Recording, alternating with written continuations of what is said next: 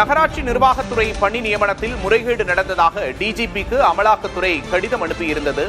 இந்த விவகாரத்தில் அமைச்சர் KN நேரு மீது வழக்கு பதிவு செய்ய லஞ்ச ஒழிப்புத்துறைக்கு உத்தரவு பிறப்பிக்கப்பட்டிருக்கிறது.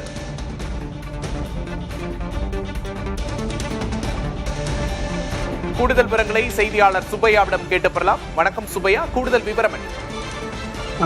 நகராட்சி நிர்வாகத்துறையில் பணி நியமனம் தொடர்பாக புகார் அளித்தது அமைச்சர் KN நேரு முறையீடு செய்ததாக அமலாக்கத்துறை இது குறித்து விசாரணை நடத்தி ஆய்வின் அடிப்படையில் கடிதம் ஒன்றை தமிழக டிஜிபிக்கு அனுப்பினார்கள்.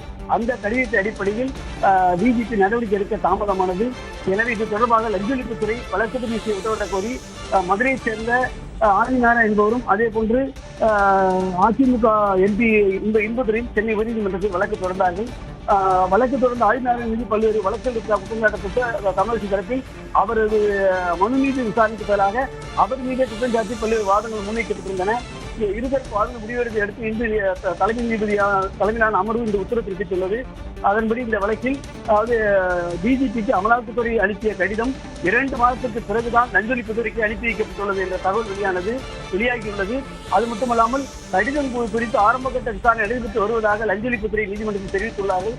ஆனால் இதில் லஞ்ச ஒழிப்புத்துறை உடனடியாக வழக்கு பதிவு செய்து விரிவான விசாரணை நடத்த வேண்டும் என்று தாங்கள் தீர்ப்பு அளிப்பதாகவும் அதே போன்று இந்த புகார் மீது அதாவது அமலாக்கத்துறை அளித்த கடிதத்தின் அடிப்படையில் டிஜிபி அனுப்பிய அந்த புகார் கடிதம் குறித்து விசாரணை நடத்துவதற்கு காலதாமதம் ஏற்பட்டுள்ளது.